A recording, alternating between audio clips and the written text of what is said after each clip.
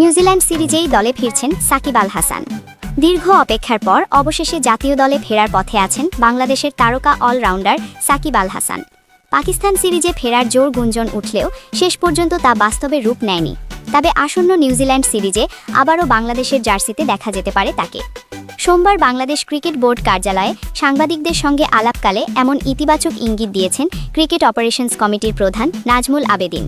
তিনি জানান, সাকিবকে নিয়ে আইনগত যেসব প্রক্রিয়া চলছে তা দ্রুত সমাধানের পথে। ইতোমধ্যে বোর্ড থেকে সবুজ সংকেত দেওয়া হয়েছে এই অভিজ্ঞ অলরাউন্ডারকে।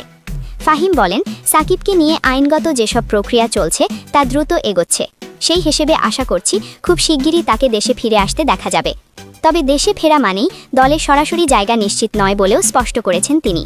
ফাহিমের ভাষায়, সে দেশে আসার পর কোন ফরম্যাটে খেলবে, দলে সুযোগ পাবে কিনা, এসব বিষয় নির্ভর করবে নির্বাচক ও টিম ম্যানেজমেন্টের সিদ্ধান্তের ওপর।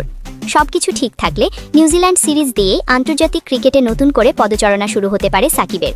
এখন দেখার বিষয়, মাঠে ফেরার পর তিনি আগের মতোই পারফরম্যান্স ধরে রাখতে পারেন কিনা।